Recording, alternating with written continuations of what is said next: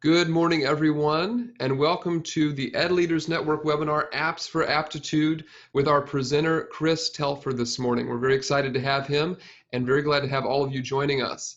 My name is Arlen Peebles with the Illinois Principals Association, and I just want to direct your attention to the GoToWebinar control panel here this morning before we get started so you can be familiar with everything there.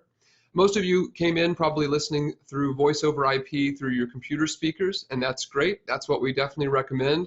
However, if you do have trouble with the audio at any time, if it starts getting interrupted or cutting out, you do have the option under audio to switch over to telephone if you've got a telephone nearby.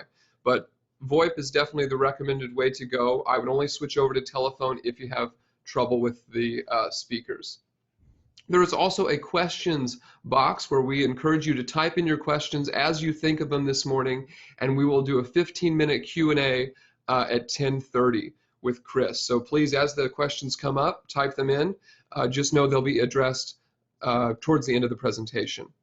There's also going to be a few interactive polls for this session, so please, when you see the polls pop up on your screen, click on the little radial buttons next to your answer, and that way we can get a feel for the entirety of our audience and what they think about the different questions asked. If you do have questions at any time, there's a questions box there for you. As I said, I'd now like to introduce Chris Telfer, our presenter. Welcome, Chris. Well, thank you very, very much, and welcome to everyone that's here. And again, this is Apps for Aptitude. We're going to go over some apps about collaborating, engaging, managing, and energizing the students for learning. So make sure you're in the right place, and I guess if you're not, feel free to stay, because I think it's an interesting topic.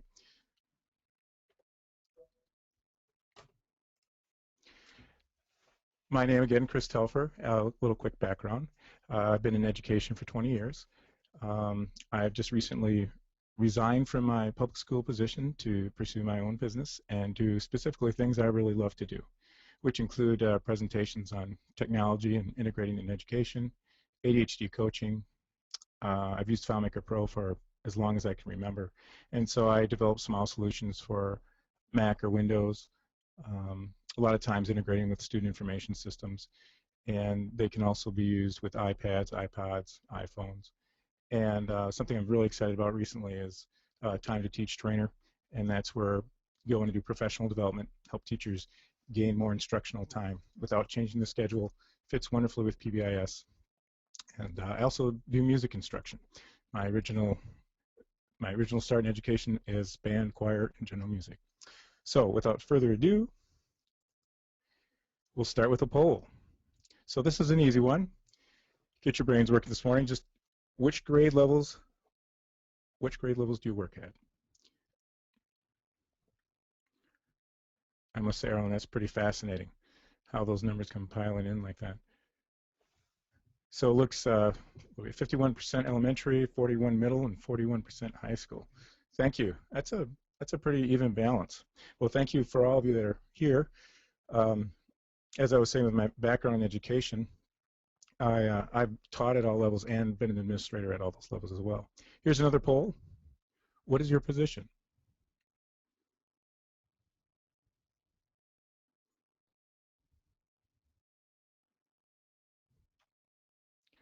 Okay, so we have, looks good, we have 14% teachers, 74% administration, and other 12%.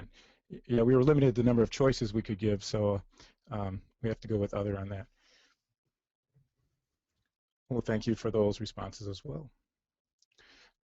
Again, this webinar, I'm going to show you some apps that can be used for managing, collaborating, for students to collaborate, you collaborate with students, and some just for having fun and engage students in learning. Many of the apps can serve in multiple areas, and really what I have found with these apps, although some are very, very specific, in general, apps can be used for whatever you can come up with. It's only limited by your creativity. So when I think collaboration, I'm thinking apps that allow students to work together either asynchronously or synchronously. Student work, when I'm thinking of student work, basically ways in which students can share or demonstrate their knowledge and show their competency. And so it's just different creative ways, sort of like the differentiation thing, the tic-tac-toe board, for example. They can use Prezi, let's say, which we'll talk about, or do notes in Evernote. So that's what I kind of think of as student work, ways they can demonstrate their knowledge. Management, that's more for the teacher or the administrator and how they manage information, organize it, and hopefully help their life go a little bit easier, so they can spend less time trying to figure things out and more time giving that feedback to students and creating lessons and engaging environments for them to learn. And then, of course, there's always the fun apps. And to me, that's the best way to learn on any app, is just take the iPad, take the iPhone, take the iPod Touch, and just go play. That's the best way to learn. All right, another poll quickly. How often do people come to you for tech advice for their iOS device?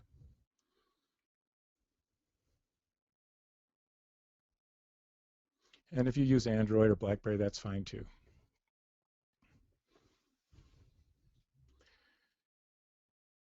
Okay, good. Thank you for voting so promptly too. I really appreciate that. That really does help. So 48% is the majority, and that's occasionally right in the middle. Excuse me. So that would be so you're feeling like you're pretty confident technologically, and obviously other people do too.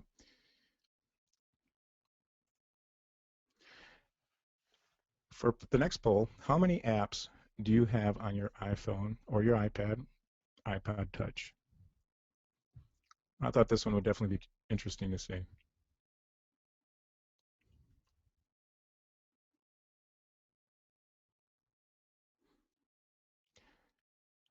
All right. Looks like almost everyone's voted. Thank you again. 50% 0 to 50 apps, and 43% 51 to 100. We have 5% 101 to 150, and 3% with 200 plus. I would be with that last group, 200 plus. I have on my iPhone, 490 apps, and I use all of them every day. Okay, that's not true, but yes, I'm one of those people that I like playing with apps. Now we're going to get down to business and get to the exciting part of the webinar. We're going to start off with one of my most favorite apps, and you'll notice throughout the presentation I've indicated some of these apps that I think are must-have apps, and Evernote is. It allows you to synchronize across different devices. You can install a client for the Mac or Windows machine and synchronize it. Audio, photos, you can tag things, you can create task lists, you can email from your email to Evernote. You can share your notebooks. That's where the collaboration could come in.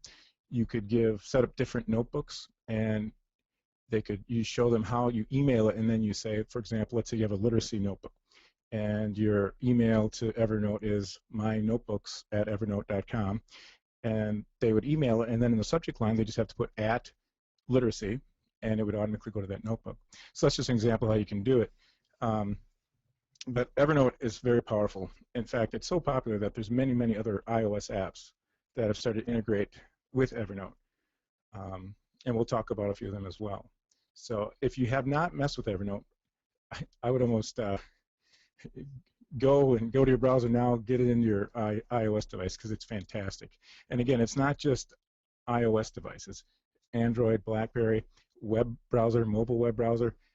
I like apps and web services that are ubiquitous and that don't rely on me remembering a piece of paper or a USB thumb drive. And this is a great app. Last thing about this app is that there's a free version and there's a premium version, but a lot of the great features are free. So definitely check it out. I've used it almost since they started making it, and I love it. Dragon Dictation.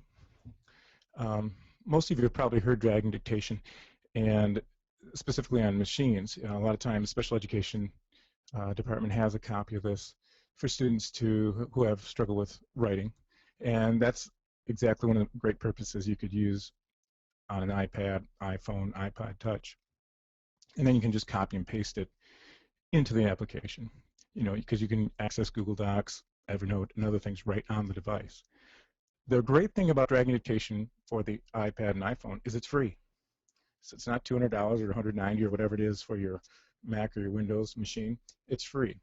The reason it's free is because it basically is just an interface, and when you speak into it, it sends the information to their server, it transcribes it, and sends it back.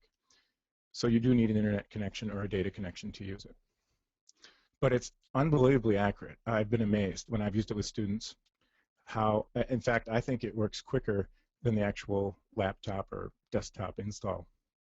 So again, great for students who struggle with writing down the notes and writing, creating. They can just talk and copy and paste it in their whatever app you choose and show them how to do. And what I like about it, instead of there being an assistant, like an educational assistant that the student tells them and they do it, it sort of develops some independence for them and builds their own independence. So they're not relying on adults all the time. Dropbox. This is an awesome app too, right up there with Evernote. If you've not heard of it, just go get it because it's fantastic. Another app that is ubiquitous. It's everywhere. You can go onto any web browser, you can get your files. You can synchronize it with your Mac. You can synchronize it with your Windows machine. You can install it on as many machines as you want. You can have as many folders as you want. And what's really neat with Dropbox is you can also, let's say that you back up some of the files you're using at work. So you're saving it in your folder at work, it automatically synchronizes, and you have a family machine at home and use Dropbox, you can actually select specific folders so that folder that has some private information or confidential information doesn't get synced everywhere. So it has a lot of flexibility. Just like Evernote, there are many, many other apps out there that are synchronizing or working with Dropbox. It's very popular and it's great because now, again, you don't have to sit there and carry that little USB drive. It doesn't rely on you remembering something. You can't lose it. That's what I like about it. So this is a must-have app. The other new feature they have, is two things. Recently, they doubled their space. I paid for the premium version, or it's like 50 gig a year. Well, about a month or so ago, they doubled it, so now I have 100 and some gig. And if you can also set it up so it'll automatically upload your pictures, and then they give you more space for that. So Dropbox must-have app. You can also share folders. So like Evernote, you could have it set up so that students could send their work there. And you can even do this on an iOS device. They can save things to Dropbox. VoicePad is, well, it's basically kind of what it says. It synchronizes audio with the notes you're taking on the device. What I like about this device is it takes pressure and stress off the person taking notes. So sometimes students who don't have the best handwriting or are better just listening, they can focus on listening. They can record the lecture or whatever's going on and just make little notes as they go. And they can be handwritten, they can be drawings, you can take pictures. And then you can go back, you click on the text, there's like a little symbol there, and it'll go right to that part of the audio. So if it's a lecture and let's say there's 5 major topics, you could put, the student could put topic 1, topic 2, so on, go back to that, and then they could fill in the details. And I used this, I went to a training a couple weeks ago. I used it it was a week-long training. I used it for 2 of the days there. I like to play with the different apps that I talk about. And it was really, really nice. I liked it a lot. It allows you to email it. It gives you some options to email it to different, whoever you want to. You can see there I have the iPhone or iPod Touch crossed out. It is just an iPad app. But we will talk about another app later that has similar features that works on both. One thing you could do with students, which I thought is, like many school districts will have the bug projects or the leaf projects. You could take this and they could go and take pictures of the leaf. They could record themselves talking about it to see, and based on the criteria you've set up as a teacher. And then that way it's digital, it can be shared, and we're not killing bugs or bringing a bunch of leaves in school. Not that it's a bad thing, just one way that you can use it. CloudOn is a must-have app.